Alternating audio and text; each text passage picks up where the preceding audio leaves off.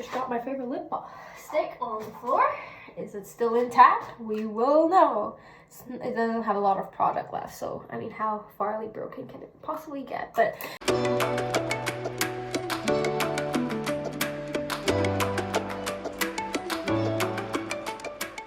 guys, it's been a while since I picked up the camera. Actually, just my phone, but still been a while. You know, I just felt like there was a lot of stuff I wanted to accomplish. I just felt like there was a lot of stuff that I wanted to accomplish before making any more vlogs. So that's probably one of the largest reasons why I didn't get back to my weekly, monthly vlogs that I said I would. Actually, I'm not even sure if I ever said I would, but you know, why am I even out of breath? I'm just literally standing here, but yeah, I just wanted to give everyone like a little life update of what's going on. So it's now February. Obviously, I don't know when this is gonna come out. It could come out next year. It could come out in October.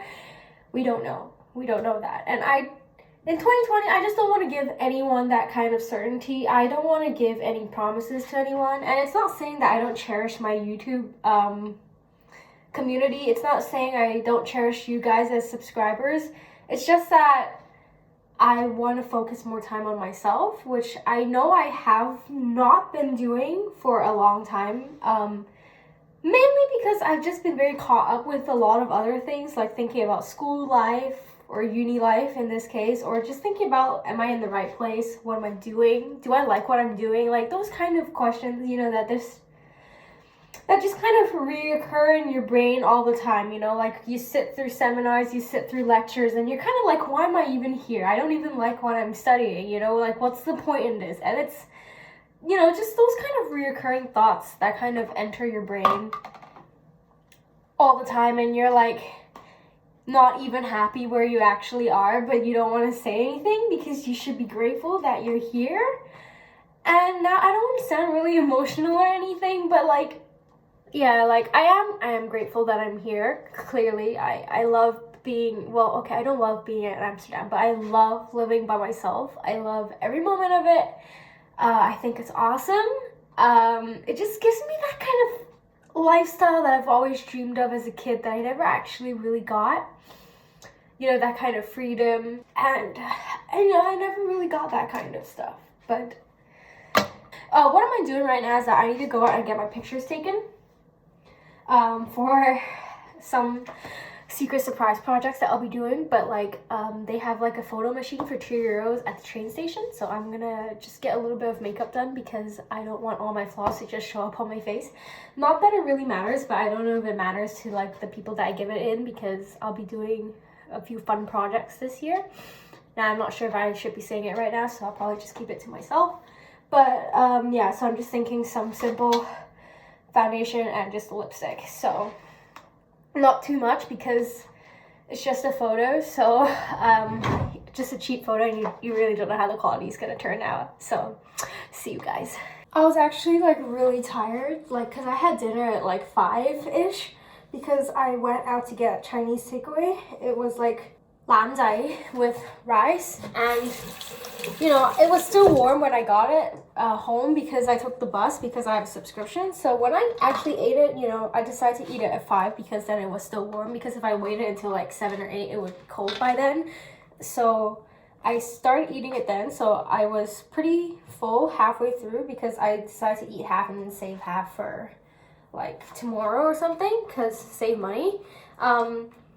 And then, you know, I was gonna get back to doing my work, but then I started like feeling like really tired, and like basically almost to this extent where I felt like I just wanted to get on my bed and just go to sleep. But I ended up not doing that because for 2020, one of my main habits was to cut my napping habit. I set my napping habit to I have to wake up before 7 and nap. Like I have to nap before 5 and wake up before 7. And it was already like 6:40 by the time I felt really sleepy. So I was like, you know, what's the point? Like I don't want to just break my habit before even trying it out, you know? So I didn't do that, and I was like, okay, well, the thing that I have to do that I need the picture for is for tomorrow. So I just thought that I'm just gonna go put on some clothes and get my picture taken at the train station with those like machine things for like €2. And it gives you like a set of like, I don't know, 20 or something. Just like a ridiculous amount, which is really good. So I might as well get that done now, and then I'll oh my god, I'm so tired, I can't even talk. And then I'll come back and then I can shower and then I can go to bed. So I can sleep until at least like 10 o'clock. I just put too much foundation, but Okay, so I got some foundation on my face. It's not a lot, it's just a very thin amount. Because I don't wear makeup anyways on a daily basis, so I feel okay. And I'm just gonna put on my favorite lipstick because that's what I'm feeling like today. Just for like 20 minutes, so let me just get some lip balm on first. Gotta hydrate those lips. You know, it's windy outside. When you go out, you know, your lips are just gonna be insta dry. One thing that I've been thinking about a lot is life and death, because you know the whole Kobe Bryant and his daughter and you know all the people in the helicopter accident and just flying in the helicopter in general, and you know LA traffic and families and stuff like that. Like, what's really odd is, first of all, I'm talking to you without glasses in the bathroom, but on a more serious note is that Kobe Bryant and his wife actually made a pact to never fly a helicopter together or with the whole family, because if anything happens, they take the whole family down with them, which I think is a really odd pact to make. But yet again, it makes a lot of sense, because if your whole family dies, it's kind of, you know, your kids didn't really get to live a life. And I get that Gianna, you know, was supposedly, she wanted to take the place of her dad, which I think was awesome. And it's really awesome, you know, how Kobe Bryant made such an impact on the world, you know, with the whole academy and the NBA. You know, he took, his legacy is not just in the basketball court, like his legacy carries on outside of the basketball court. And you know, I just feel like we shouldn't wait until a tragic accident happens. We shouldn't wait for, you know, things like, you know, Kobe Bryant and the helicopter accident. We shouldn't wait for things like this to happen before it takes us to realize to cherish our lives more and just to live your life to the fullest. Like, you're not taking most, you know, you're not taking most out of your life. Like, a lot of people out there with, you know, what's the word? Oh, a lot of people with terminal illness would kill to live the life I have. And like, that's just an example, but like a lot of people out there, a lot of, you know, like let's just make it more specific. Like, a lot of people out there with terminal illnesses would kill for a life like us that we're not cherishing, that we're just throwing away because we'd rather sleep in bed all day. But those poor people with terminal illnesses, like literally dying in the hospital bed, would kill to just go outside again and live a life, you know, like run in a marathon, or just go swimming, or just do something normal like a walk in the park, something that we can very easily do but we don't, but something they would kill to do. Like, they would do anything to be able to get back to their lives. And we shouldn't wait for something tragic to happen for us to realize that we're not using our lives enough, we're not cherishing it enough. And I don't know why I'm so emotional. It's just recently, every time I think about like life, it just throws me off a little, which is why I don't really talk about it, or I don't like to hear about it. Like, that was all over the news. It was all over like your social medias and everything. It's tragic, but I don't want to hear from it because I don't accept it, and it just takes me a really long time to process like life and stuff. Because when I think about it, like for example, like Kobe Bryant and his daughter and the people in the helicopter, it makes me kind of feel like my life, like it's not my life, but like, you know, it makes me think about like, what if today was my last day, or like, you know, what if, like, just the thought of growing up or aging just terrifies me like a lot. So I don't really like to talk about it, or you know, how, and I was talking about the helicopter incident, it made me think about my future. And then when I think about the future, I think of all the things that happen, like, you know, when your family grows old and everything. And, you know, I just don't really like thinking about that because I don't want to think about that. But clearly stuff like that is inevitable. But I don't want to think about it until that happens, because I don't, you know, I'm not really the person who likes to accept that death is inevitable. So I just like to always bypass the topic. But I feel like this is sometimes some things that you should talk about. Like, for example, in 2020, I want to talk about this a little more to you guys and share how I feel about myself and my life, or just my thoughts in general. And this is one of the thoughts that I feel like. Now, I still don't know why I'm talking to you guys in the bathroom, but yeah, here are my thoughts. And I actually can't see you guys because my glasses are here. Honestly, I don't know why I'm not wearing them, but there, now I can see you guys. But yeah, that's just really what I have in mind. So if anything about the helicopter is that I think that while it's kind of weird that Kobe Bryant and his wife made the pact to never fly the helicopter as a family, I do think it teaches us a great lesson to cherish your family, live every day to your fullest, because, you know, if today was your last day on earth, what would you be doing? Would you spend your day with your family? Or, you know, I'm sure a lot of you out there would say you'd love to spend it with your family and friends. But, you know, sometimes when I think about it, like, if I knew I was going to die, oh my god, this is such a touchy topic. It's not meant for everybody. Clearly not for me.